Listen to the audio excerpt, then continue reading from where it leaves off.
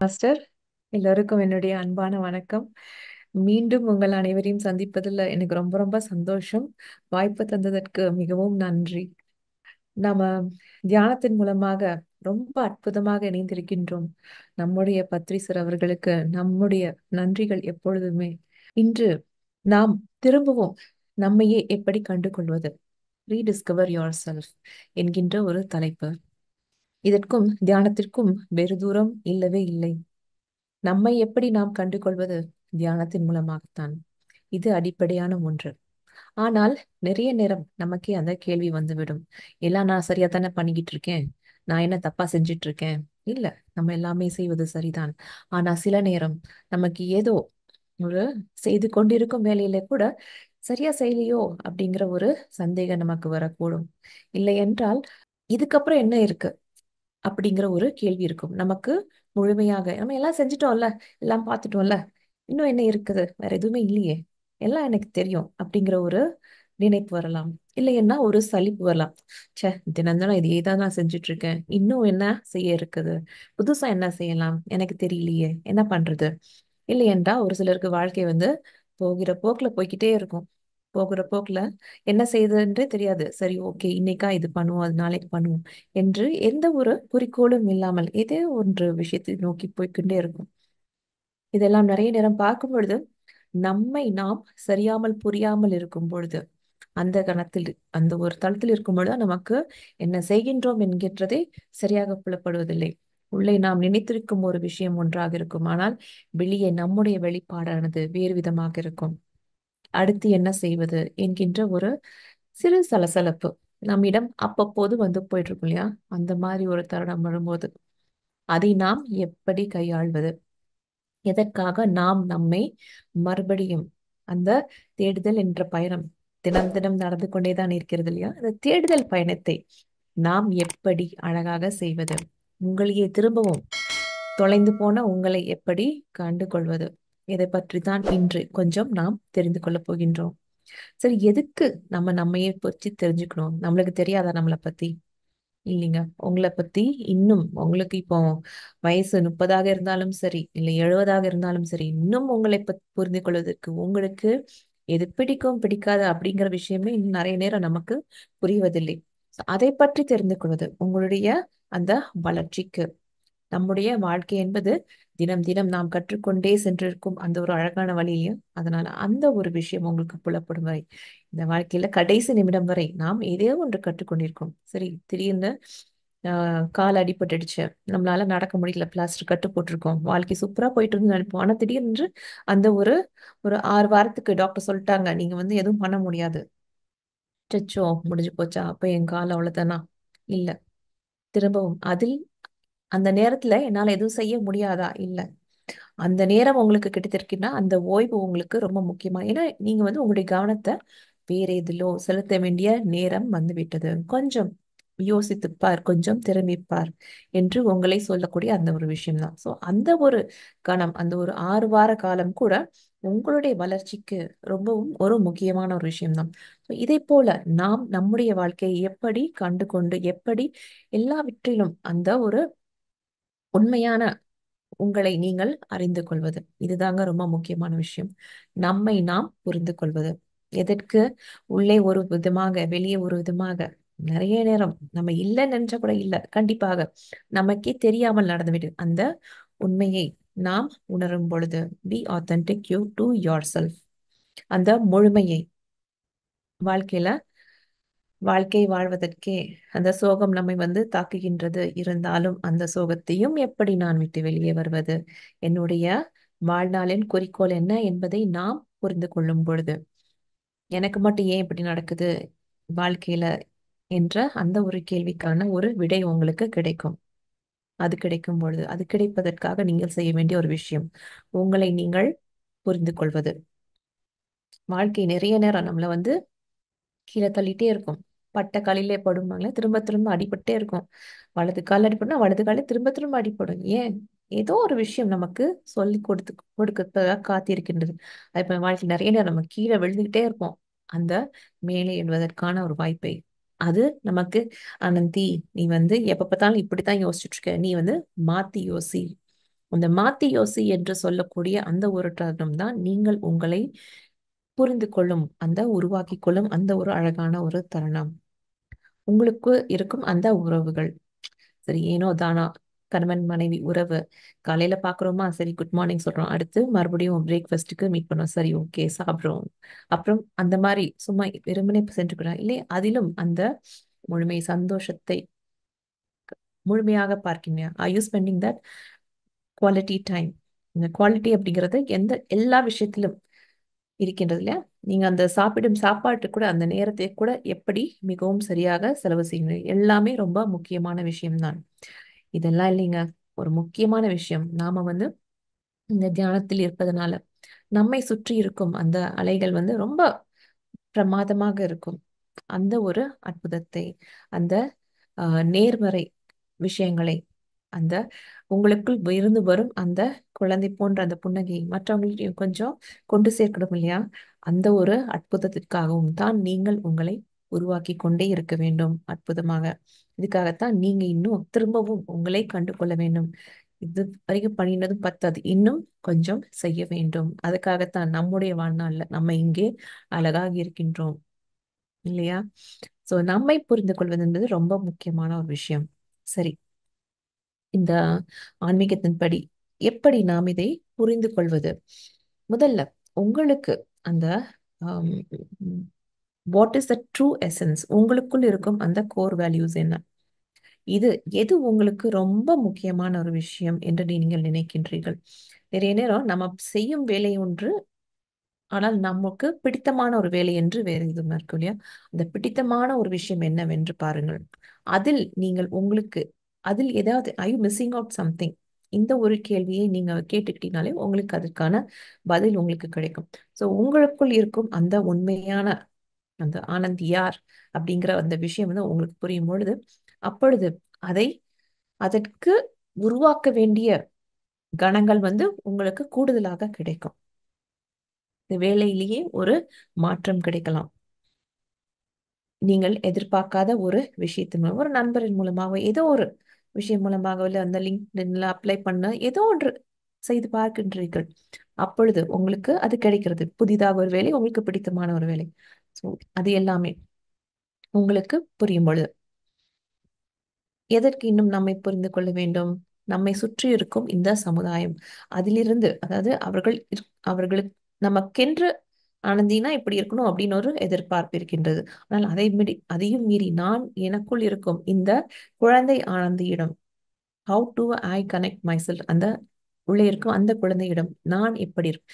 எனக்கு மட்டும் உள்ளே ஒரு குழந்தை இல்லைங்க, எல்லாரிடமும் அந்த அழகான குழந்தை இருக்கு. How to connect? சரி, குழந்தை உங்களுடைய குழந்தையோ இல்லைன்னா பேரனோ பேத்தியோ பீச்சுக்கு போயிருக்கும்போது மணல்ல உட்காந்து விளையாடிட்டு இருக்காங்க. பொதுவா பெரியவர்கள்னா என்ன எதிர்பார்ப்பு இருக்கிறது? அவங்க மிஞ்சி போனா கடல்ல போய் காலை நனைப்பாங்க, இல்லைன்னா அப்படியே மணல்ல உட்காந்து கதை பேசிட்டு இருப்பாங்க, இல்லைன்னா வேடிக்கை பார்ப்பாங்க, இல்ல புத்தகம் வாசிப்பாங்க. ஆனா அந்த குழந்தையுடன் சேர்ந்து மணல்ல விளையாடுனா எப்படி இருக்கும்? சின்ன வயசு அந்த குழந்தைத்தனம் நீங்களும் செஞ்சிருப்பீங்களா இருக்கும். இருந்தாலும் மற்றவங்க என்ன நினைப்பாங்களோ அப்படின்னு நினைப்பிலே நிறைய நேரம் நாம் அந்த ஒரு இடைவெளியை உருவாக்கிக்கணும். இல்ல, உள்ளே இறங்கி அந்த குழந்தைக்கு உதவி செய்து, இன்னும் கொஞ்சம் மணல் எடுத்துட்டு வா, வா அந்த சிப்பி அங்க இருக்குல்ல, நான் போய் எடுத்துட்டு வரேன் என்று எடுத்துட்டு வர்றது, தண்ணீர் சுமந்து கொண்டு கொடுப்பது, இல்லைன்னா அது ஒரு பாலம் போல அரண் போல புதுசா ஐடியா கொடுத்து அந்த குழந்தையுடன் நீங்களும் அந்த குழந்தையாகவே மாறிவிடுவீர்களாம். இதற்கு நமக்கு இந்த தியானம் நமக்கு திரும்ப திரும்ப ஞாபகப்படுத்தி கொண்டே இருக்கிறது. ஆனந்தி, உனக்குள் இருக்கும் அந்த குழந்தையுடன் கண்டிப்பாக டிப்ஸ் மேக் தட் கனெக்ஷன். தியானம் நமக்கு ரொம்பவும் உதவி செய்யும். இது மட்டும் இல்லைங்க, நமக்குள் இருக்கும் அந்த உணர்வு கேட்பதற்கு தயாராக அந்த செவியை கொடுப்பதற்கு அது நமக்கு உதவி செய்கிறது. டிஸ்கவர் யோர் செல்ஃப், உங்களுக்கு என்று தனித்தன்மை என்று ஒன்று இருக்கிறது. ஏன்னா உங்க வாழ்க்கைய நீங்க மட்டும்தான் வாழ முடியும். உங்க வாழ்க்கையில வேற யார் வந்தா கூட அது உங்களுக்கு போல அந்த முழுமை இருக்கவே இருக்காது. அதனால உங்களுக்கென்று இருக்கும் அந்த தனித்தன்மையை, அது வந்து மற்றவர்களும் காட்டும் அந்த அன்பாக இருந்தாலும் சரி, இல்லைன்னா உங்களுக்கென்று அந்த வரைதல், அந்த ஒரு இல்ல பொறுமை என்கின்ற ஒரு விஷயம் எதுவாக இருந்தாலும் சரி, அதை நாம வந்து கொஞ்சம் அரவணைத்து கொஞ்சம் அதில் கவனம் செலுத்த வேண்டும். அதுவே நமக்கு ஒரு பலம் என்று புரியும் பொழுது அதை நாம் அந்த வெளிப்பாடு நம்மிடம் அழகாக இருந்ததுன்னா அதுவே நம்முடைய ஒரு அழகான ஆனந்தினா இது என்று சொல்லக்கூடிய ஒரு தனித்தன்மை நமக்கு கிடைக்கும். அந்த தனித்தன்மையை நாம் உணர்வதற்கு நம்மை நாம் கண்டுகொள்வது ரொம்ப முக்கியமான விஷயம். தியானம் இது தவிர வேற எதுவும் இல்லைங்க. நம்ம தியானம் அ- அது மட்டும் இல்லாமல் செய்யும் ஒவ்வொரு செயலிலும் அந்த முழுமையான அந்த ஒரு கவனத்துடன் இருப்பது. இதுதான் நான் செய்ய வேண்டிய முக்கியமான விஷயங்கள் நம்மை புரிந்து கொள்வதற்கு. சரி, இந்த புரிந்து கொள்தல் என்பது அப்படி கொஞ்சம் வயசானவங்களுக்கு மட்டும்தானா? அதான் கண்டிப்பா இல்ல. குழந்தைங்களுக்கும் அதாவது ஸ்கூல் படிக்கிற பசங்களுக்கு இந்த புரிந்து கொள்ளுதல், ரீடிஸ்கவரிங் யோர் செல்ஃப் எதற்காக வேண்டும், தியானம் எதற்காக வேண்டும், அது உங்களுக்கென்று இருக்கும் அந்த இன்ட்ரெஸ்ட். நிறைய நேரம் குழந்தைங்களா இருக்கும்போது எனக்கு பாட்டு பாட பிடிக்கும், டான்ஸ் ஆட பிடிக்கும், எனக்கு வரைய பிடிக்கும், எனக்கு ஓடுறதுக்கு பிடிக்கும். ஆனா எது ரொம்ப பிடிக்கும் என்ற கேள்வி உங்களுக்கு என்று அதாவது விதவிதமாக செய்து பார்த்தால்தான் அவர்களுக்கு அதில் எது பிடிக்கும் என்கின்ற ஒரு விஷயம். ஸோ உங்களுக்கென்று இருக்கும் அந்த உள்ளே இருக்கும் அந்த பேஷன், அந்த இன்ட்ரெஸ்ட், அதை புரிந்து கொள்வதற்கு you have to give your time. You have to அதுக்கான நேரம் அந்த குழந்தையிடம் பேசி அதை செய்வது ரொம்ப முக்கியமான விஷயம். அது மட்டும் இல்லாம நம்மை சுற்றி இருக்கும் அந்த சூழ்நிலை இந்த குழந்தை இந்த எயித்ல பப்ளிக் எக்ஸாமா அப்ப படிக்கணும், அடுத்த 10th இப்படி இருக்கணும் அப்படி இருக்கணும் என்று இருப்பதை விட அந்த குழந்தையிடம் சில குழந்தைகளுக்கு பாடலில் ரொம்ப அதிகமான ஒரு கர்நாடிக் மியூசிக்ல அதுதான் அவங்களுடைய கரியர். அப்புறம் அந்த ஹோம் ஸ்கூலிங் அப்படிங்கிற ஒரு ஆப்ஷனை கொடுக்கலாம் இல்லையா? ஸோ அது வழக்கமான ஒரு சொசைட்டில இருக்கிறது இல்ல. ஆனால் அதை அந்த குழந்தைக்கு மிகவும் தேவையான ஒரு விஷயமா இருக்கும். எக்ஸாம் மட்டும் போய் எழுதிட்டு மற்றபடி வீட்டிலேயே அந்த பாடலுக்கு அதிக நேரம் செலவு செய்து அந்த படிப்பிற்கு தேவையான அளவு நேரத்தை செலவு செய்தால் போதும் அப்படிங்கிற மாதிரி. ஸோ அதை போல நாம் அந்த குழந்தைக்கு அதை கண்டு கொள்வதற்கு அந்த ஒரு சூழ்நிலையை உருவாக்கி கொடுப்பது.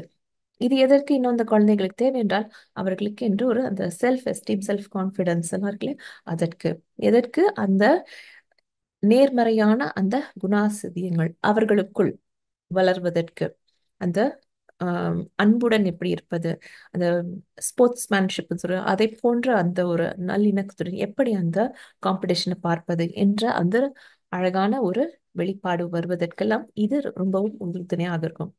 சரி, இது குழந்தைங்களுக்கு.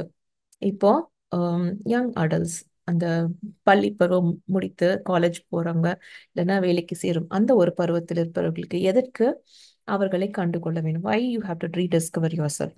முதல்ல அவர்களுக்கு என்ன பிடித்தமானது, what truly matters to that particular person, இதை தெரிந்து கொள்வது. அதை தெரிந்து கொண்டு அதற்கேற்ற போல ஒரு கோர்ஸ் அவங்க சேரலாம். இல்லை என்றால் அதுக்கேற்ற போற வேலையில் கிடைச்சிச்சு ஒரு வேலை இருந்தாலும் அவருக்கு பிடித்தமான வேலை இருக்கும், அதில் என்ன பாசிட்டிவ் இருக்கு நெகட்டிவ் இருக்கு என்று அதை அலசி ஆராயும் ஒரு பக்குவம் அவர்களுக்கு வரலாம். இதெல்லாமே ரொம்ப முக்கியம். இது என்ன செய்யலாம்னா அவங்க இன்டர்ன்ஷிப், காலேஜ் படிக்கும் போது இன்டர்ன்ஷிப் வெவ்வேறு இடங்களில் அவங்களுக்கே பிடிக்காத ஒரு இடமா இருக்கும். அவங்க படிச்சுட்டு இருக்கிறது மெக்கானிக்கல் இன்ஜினியரிங்கா இருக்கும். ஆனா பிரிண்டிங்ல அப்பாவோட ஃப்ரெண்ட் இருக்காரு ஒரு கம்பெனி நடத்துறாரு, அதனால அங்க போ இன்டர்ன்ஷிப் அப்படின்னு சொல்றாங்க. ஆனா விருப்பம் இல்லை. ஆனா நீங்க அங்க போனதுக்கு அப்புறம் உங்களுக்கு அதுல இருக்கும் நிறைய விஷயங்கள் உங்களுக்கு பிடித்திருக்கிறது. எப்படி அந்த நியூஸ் ஆர்டிக்கல் ஒண்ணு வர்றதுக்குள்ள என்னென்னலாம் செய்யறாங்கன்னு பார்க்கும்போது உங்களுக்கே ரொம்ப வியப்பாய் அதில் உங்களுடைய ஆர்வம் அதில் இருந்தது. உங்களுக்கு புதுமையா ஏதாவது படைக்கணும், ஆனால் இதில் உங்களுக்கு ஆர்வம் இல்லவே இல்லை நினைச்சிட்டு இருந்தீங்க. ஆனா இப்போ அதில் இருக்கும் அந்த இது உங்களை பற்றி நீங்கள் புரிந்து கொள்ள அந்த வாய்ப்புகள், அந்த வாய்ப்புகளை உருவாக்கி கொள்வதற்கு நமக்கு இந்த நம்மை புரிந்து கொள்தல் என்பது ரொம்பவே முக்கியமான விஷயம். அடுத்து முக்கியமான விஷயம், அந்த வயசுலதான் உறவுகள் அழகாக உருவாகும், பலப்படும். அந்த உண்மையான அர்த்தமுள்ள உறவுகள், அந்த கனெக்ஷன்ஸ், ஹவ் யூ மேக் ஒரு ஃப்ரெண்ட்ஷிப் எப்படி நம்ம டெவலப் பண்றது, அந்த கல்யாணம் என்கின்ற அந்த உறவுகள் போகும்போது அந்த பொறுப்புகள், அது எல்லாமே நண்பராக இருந்தாலும் சரி உறவாக இருந்தாலும் எப்படி நாம் கையாள்வது, அதற்கெல்லாமே நாம கொஞ்சம் அந்த புரிதல் இருந்தால்தான், நம்மை பற்றின அந்த புரிதல் இருந்தால்தான் நம்மால் அந்த வெளிப்பாட்டை அழகாக காண முடியும். சரி, இன்னும் கொஞ்சம் வயசாயிடுச்சு, மிட் 30s இல்லைன்னா ஒரு 40 வயசு அந்த செட்டில் ஆயிட்டீங்க அப்படின்னு நினைக்கிறீங்க இல்லையா? அந்த ஒரு வருஷம் பண்ணும்போது திரும்பவும் உங்களுடைய குறிக்கோள், நீங்க வேலையில செஞ்சுட்டீங்க, பணம் சம்பாதிச்சிட்டு இருக்கீங்க. இருந்தாலும் உங்களுடைய அந்த திறமையானது, உங்களுக்கு பிடித்தமான விஷயம், உங்களுடைய குறிக்கோளானது, அதுவும் நீங்கள் செய்து கொண்டிருக்கும் ஏதேனும் மாற்றம் தேவையா, இல்ல கொஞ்சம் அட்ஜஸ்ட் பண்ணணுமா, இல்ல வேறு பக்கம் செல்ல வேண்டுமா, எப்படி அந்த பேலன்ஸ் கொண்டு வருவது, கரியருக்கும் அந்த மணி மேக்கிங் அப்படிங்கிறது விஷயத்துக்கும் எப்படி அந்த ஒரு உறவை மேம்படுத்துவது, இதெல்லாமே ரொம்ப முக்கியம். எப்படின்னா இந்த ஒர்க் லைஃப் ரிலேஷன்ஷிப் பேலன்ஸ் பண்றோம் இல்லையா, ஒர்க் லைஃப் பேலன்ஸ் அது ரொம்ப முக்கியமான விஷயம். அதற்கும் இந்த பிரச்சனைகள் நிறைய வருது இந்த சமயத்துல.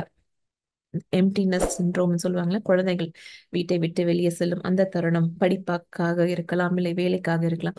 அந்த ஒரு தருணம் வரும்பொழுது நாம் நம்மை எப்படி உருவாக்கி கொண்டு எப்படி நிறைய நேரம் நொறுங்கி விடுகிறார்கள். ஏனென்றால் அது வரைக்கும் ரொம்ப பிஸியா இருந்த மாதிரி இருக்கும், அப்படியே வாழ்க்கையில நேரமே இல்லை அப்படின்னு ஓடிட்டு இருப்பேன். திடீர்னு பார்த்தா நிறைய நேரம் கிடைச்சிரும். ஸோ அந்த மாதிரி விஷயங்கள் நடக்கும்போது வாழ்க்கையில அந்த மாற்றங்கள் உங்களுக்கு வரும். தெரியும், குழந்தை வந்து இன்னும் ஒரு 2 வருஷத்துல 12th முடிச்சதுக்கு அப்புறம் காலேஜ்க்கு வேற ஊருக்கு தான் போறான்னு தெரியும், இல்ல வேற வெளிநாட்டுக்கு தான் போறான்னு தெரியும். இருந்தாலும் அதை நாம் எப்படி கையாளுகின்றோம் அதுல ரொம்ப முக்கியம். அந்த பேலன்ஸ் ரொம்ப ஒரு முக்கியமான விஷயம். இந்த mid life crisis, mid life transitions, இது எல்லாமே ரொம்ப ரொம்ப அற்புதமாக நாம் கையாளுவதற்கு இந்த தியானமானது, நம்மை புரிந்து கொள்வது என்பது, உங்களை நீங்கள் என்ன என்று தெரிந்து கொள்வது ரொம்ப ரொம்ப முக்கியம்.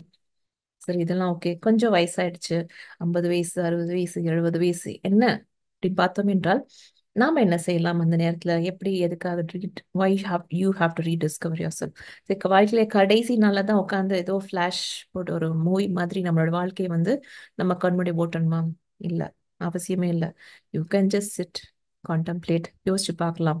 உங்களுடைய நீங்க என்னெல்லாம் வாழ்க்கையில அச்சீவ் பண்ணிருக்கீங்க, அக்கம்ப்ளிஷ் பண்ணிருக்கீங்க என்று நீங்க வந்து உங்களுடைய படித்த விஷயங்கள், உங்களுக்கு வாழ்க்கையில என்னென்ன கிடைச்சிருக்கு, சரி நீங்க வந்து அது என்ன பண்ண போறீங்க? ஒருவேளை ஐ மீன் நம்ம பத்தி சார் சொல்லுவாங்க, you have to always share your experience இல்லையா. புத்தகமாக நீங்க எழுதலாம். ஒரு 200 பேஜ் 500 பேஜ் இருந்தாதான் புத்தகமா? கிடையாது. 30 பேஜோ 50 பேஜோ இருந்தாலும் கூட உங்களுடைய அந்த வாழ்க்கையில் நீங்க நடந்த விஷயங்கள் வந்து ஒரு சுவாரஸ்யமாக, உங்களுக்கு வந்து நகைச்சுவை உணர்வு அதிகமா, அதை அழகாக நீங்கள் எழுதும் பொழுது மற்றவர்கள் வந்து அதை புரிந்து கொண்டு அந்த படிப்பினை வந்து அழகாக தெரிந்து கொள். ஸோ நீங்க வந்து ஒரு புக்ல ஆரம்பிச்சு அடுத்து இன்னொரு புக் போகலாம், அடுத்த ஒரு புக் போகலாம் என்று உங்களுக்கே தெரியாம உங்களுக்குள் ஒளிந்திருக்கும் அந்த புதுமையை உருவாக்கும் அந்த எழுத்தாளர் வெளியே வரலாம் இல்லையா. இதே போன்ற உங்களுக்கு என்று you just reflect on your life. இது வந்து ரொம்ப ஒரு முக்கியமான ஒரு விஷயம். அடுத்து குறிக்கோள். சின்ன வயசுல வந்து தெரியும், ஸ்கூல்ல படிக்கிறாங்க, எக்ஸாம்னால பாஸ் ஆகணும், அப்படியே வரிசை போயிட்டே இருக்குது. ஆனா இப்போ வயசான காலத்துல எனக்கு என்ன இருக்கு லைஃப்ல, பர்பஸ் இல்ல, கண்டிப்பாக இருக்கிறது. எல்லோருக்கும் குறிக்கோள் என்று கண்டிப்பாக இருக்கிறது.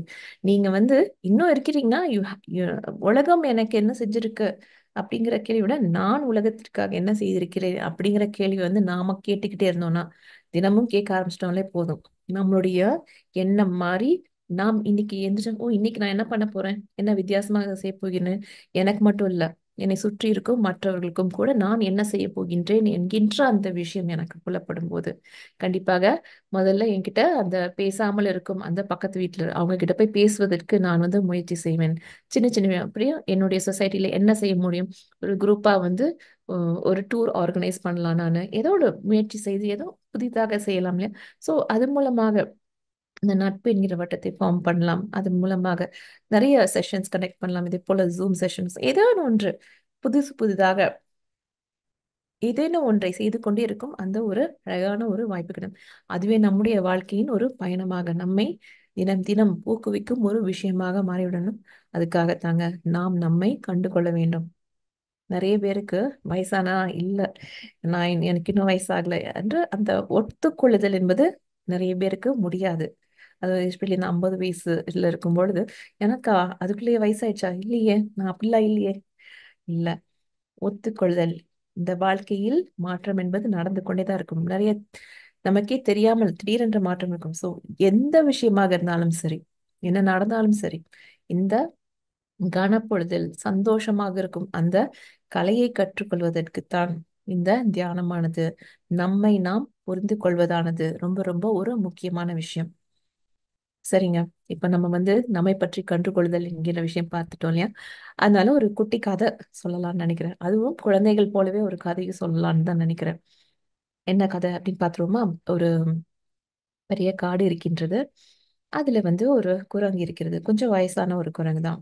அந்த குரங்கு வந்து ரொம்ப எல்லோருக்கும் நல்ல நல்ல விஷயங்களை மட்டும் நிறைய சொல்லி சொல்லி அதற்கு அது அந்த குரங்கு வந்தாலே எல்லோருக்கும் ஒரு சந்தோஷம் வரும். அந்த ஊர்லயே அந்த காட்டுலயே ஒரு குட்டி குரங்கு இருக்குது. அந்த குட்டி குரங்குக்கு வந்து என்ன செய்வதென்றே தெரியல. அது பாட்டுக்கு போகுது வருது. அதுக்கு வாழ்க்கையில இதுதான் செய்யணும் அப்படின்ற ஒரு வழித்தடம் கிடையாது. அப்போ அந்த குட்டி குரங்கு வந்து அந்த பெரிய வயசான குரங்கு போய் கேக்குது, எனக்கு வந்து என்ன பண்றதுனே தெரியல, எனக்கு ஏதாவது ஒண்ணு சொல்லுங்களேன் அப்படின்னு கேக்குது. அப்போ அந்த வயசானவங்க இன்னொரு கதை சொல்ல ஆரம்பித்து, ஒரு பெரிய ஆறு இருந்தது. அதுல நிறைய முதலைகள் இருந்தது. அப்போ ஒரு பெரிய ஒரு வெள்ளம் வந்தப்போ அந்த ஒரு குட்டி முதல்ல வந்து தண்ணியில அடி போய் ரொம்ப தூரம் போயிடுச்சு அதோடனே குடும்பத்துல இருந்து. அப்போ அதுக்கு என்ன, அதுக்கு வந்து நீச்சல் வந்து அந்த தண்ணியோட வேகத்துல அதுக்கால நீச்சல் ஒழுங்கா பண்ண முடியல. அது அங்கேயும் பட்டு அடிபட ஆரம்பிச்சிருச்சு அதுக்கு அந்த கல்லு மேல எல்லாம் பட்டு. அப்பொழுது அதை பார்த்துட்டு இருந்த ஒரு ஆமைக்கு வந்து ஆஹ் அந்த சின்ன முதலையை வந்து தன்னுடைய முதுகு மேல ஏத்திட்டு வந்து கரை பக்கத்துல வந்து விட்டுருச்சு. அப்போ அந்த முதலைக்கு வந்து ரொம்ப ஒரு ஆச்சரியம். எப்படி? ஏன்னா முதலைக்கும் ஆமைக்கும் வந்து ஒத்து வராது. அதனால பார்த்தா எல்லாம் ஓடி போகும், ஏன்னா சாப்பிட்டுடும். அதனால எப்படி நீ வந்து எனக்கு உதவி செஞ்ச அப்படின்னு கேக்குது அந்த குட்டி முதல்ல. அப்போ அந்த ஆமை சொல்லுது, நானும் நீயும் ஆஹ் எதிரிகள் போல இருந்தாலும் இந்த ஆறு அப்படிங்கிற ஒரு ஓட்டத்துல பார்க்கும்போது எல்லாமே ஒன்றுதான். இந்த ஆற்றின் ஓட்டத்திலே இருக்கும் ஒரு முக்கியமான அங்கங்கள் தான் நானும் நீயும். அதாவது வாழ்க்கை அப்படிங்கிற ஒரு மேலோட்டமான ஒரு சின்ன மேலிருந்து பார்க்கும் பொழுது நானும் நீயும் இந்த வாழ்க்கையில் அந்த ஆற்றின் ஒரு அங்கம், மிகவும் ஒரு முக்கியமான அங்கம். அதுவும் அழகாக செல்லும் ஒரு விஷயம் அப்படின்னு புரியும் சொல்லுது. அதை கேட்டோன்னா, ஆம், நீயும் தான்பா. அந்த பெரிய குரங்கு வந்து குட்டி குரங்கு, நீயும் அப்படித்தான். இந்த வாழ்க்கையில வந்து உனக்கு இப்போ உனக்கு என்ன செய்வதென்று தெரியாமல் இருக்கலாம், ஆனால் நீ இங்கே வந்திருக்கும் காரணம் என்பது ஒரு முக்கியமான ஒரு விஷயம்தான். அதனால நீ வந்து எதுக்கும் கலங்காதே, நீ செய்யறது செஞ்சுட்டு இரு, உனக்கு அது புரியும் அப்படி சொல். சரி அப்படின்னு ஓகேவா அப்படின்னு குட்டி குரங்குக்கு ஒரே சந்தோஷம். ஏன்னா அது வரைக்கும் ஒரே குழப்பமாக இருக்கு, நம்ம எதுவும் உருப்படியா பண்ணலையோ அப்படின்னு. ஆனா இப்போ வந்து அந்த குரங்குக்கு வந்து புரிஞ்சிடுச்சு. சரி, ஓகே, நமக்கும் ஏதோ ஒரு காரணம் இருக்கு, ஆனா நமக்கு இன்னும் புரியல அப்படிங்கிற ஒரு சின்ன ஒரு விஷயம், ஒரு சின்ன விஷயம் தான். ஆனால் அதுக்கு வந்து கைப்பற்றிச்சுட்டு திரும்பவும் அது காட்டுக்குள்ளேயே போகுது. அப்போ ஆஹ் போற வழியில எல்லாமே பாக்குது, ஆடுது, விளையாடுது, எல்லாம் பண்ணுது. அது அந்த வாழ்க்கையை அது வாழ்ந்து கொண்டு இருக்கும் பொழுதே அதுக்கு வந்து அந்த சின்ன சின்ன செடிகள் அதெல்லாம் பார்க்கும் பொழுது, அதுவும் மருந்து செடிகள் மீது அதுக்கு ரொம்பவே அக்கறை இருக்குது. அதை பார்த்ததுக்கு அப்புறம் அதை பற்றி புரிந்து கொண்டு அதை பற்றி தெரிந்து கொண்டு அந்த ஒரு குட்டி குரங்கு வந்து கொஞ்சம் நாள் பட அது ஒரு பெரிய ஒரு ஹீலராகவே மாறிவிட்டது. ஸோ இது மாதிரி தாங்க நமக்கும் நிறைய நேரம் வாழ்க்கையில என்ன செய்வதென்று அந்த ஒரு மனதின் ஒரு ஆஹ் அலைப்பாயும் ஒரு எண்ணம் வரும்போது இந்த மாதிரி நமக்கு என்று புரியாமல் இருக்கும். ஆனா அந்த வாழ்க்கையின் ஓட்டத்தில் கொஞ்சம் நேரம் அப்படியே செல்லும் பொழுது நமக்கு பிடித்தமான விஷயம் என்பது நமக்கு புரிய வரும். உங்களுக்கு தியானம் வந்து வெகு சீக்கிரமாக அந்த புரிதலை கொண்டு வந்துவிடும், இப்பொழுது நாம் தியானத்தில் இருப்பதனால. இது வந்து ரொம்ப நாம் தெரிந்து கொள்ள வேண்டிய விஷயம். சரி, இன்னொரு கதை. அது வந்து கதைன்னு சொல்றது இப்படி இப்பொழுது நம்முடைய வாழ்க்கையில நடந்து கொண்டிருக்கும் சொல்ற ஒரு உதாரணம் என்றே வைத்துக் கொள்ளலாம். ஒரு பெண் இருக்கின்றாள்.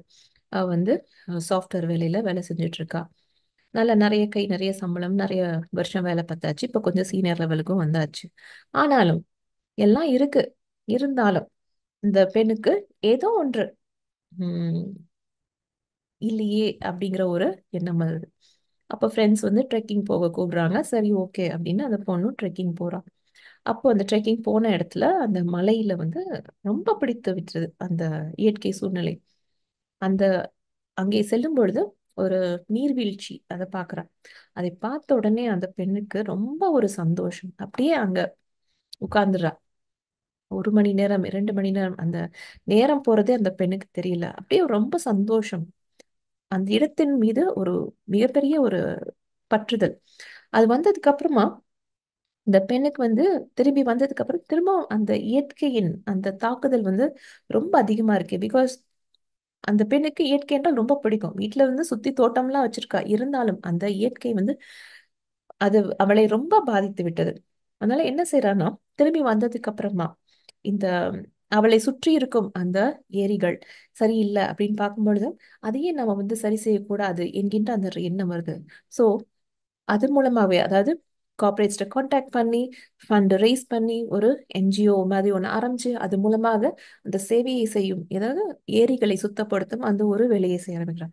So she becomes an environment, அதாவது உள்ளே இருக்கும் அந்த ஒரு நெருப்பானது உங்களுக்கு நீங்கள் யார் என்பதை புரிய வைப்பதற்கு இந்த உங்களை புரிந்து கொள்ளுதல் என்பது ரொம்ப ரொம்ப ஒரு முக்கியமான விஷயம். இதுதாங்க நாம வந்து நம்மை புரிந்து கொள்வதற்கு நாம் தினமும் செய்ய வேண்டிய ஒரு விஷயம். என்னது? வேற எதுவும் இல்ல, தியானம் தான். இது என்ன செய்யும்? நம்மை, அந்த உள்ளே இருக்கும் நாம், வெளியே இருக்கும் நாம் இரண்டையும் அந்த இந்த புது ஆனந்தி அப்படின்னு ஒரு வெளிப்பாடு வரும் இல்லையா, அதை புரிந்து கொள்வதற்கு நமக்கு உதவியாக இருக்கும். அடுத்து நமக்கு என்று அந்த குறிக்கோள்கள் நமக்கே தெரியாம பெரிய பெரிய குறிக்கோளா வச்சிருப்போம் நம்மளை பத்தி.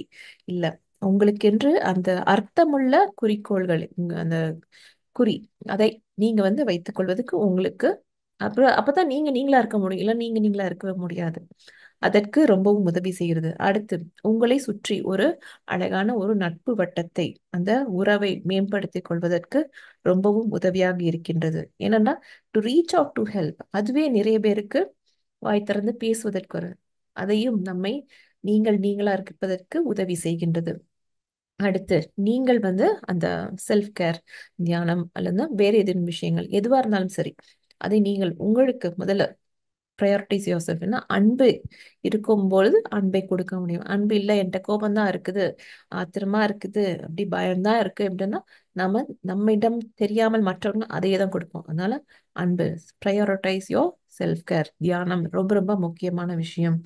மாற்றங்கள் வந்து கொண்டே தான் இருக்கும், அந்த மாற்றங்களை நாம் எப்பொழுதும் அரவணைத்து கொண்டே இருக்க வேண்டும், அது ரொம்ப முக்கியம். அடுத்து உலகத்திற்கு கொடுக்க வேண்டிய ஒரு விஷயம், you have to always give, இல்லையா, கான்ட்ரிபியூட்.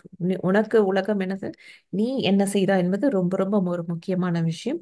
நல்ல வாலண்டியரிங், அது ரொம்ப ரொம்ப சேவை என்பது ரொம்ப முக்கியமான விஷயம். அது மூலமாகவே நாம் நிறைய நம்மை பற்றி தெரிந்து கொள்ளும்.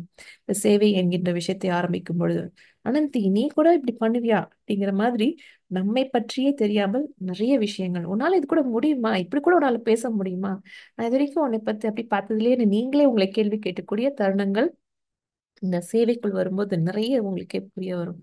அதனால தியானம் என்பது முக்கியம், உங்களை புரிந்து கொள்வது என்பது ரொம்ப ரொம்ப முக்கியம். அதனால இந்த தியானத்தை நாம் தினம் தினம் செய்வோம். நண்பர்களே, வாய்ப்பு தந்ததற்கு மிகவும் நன்றி.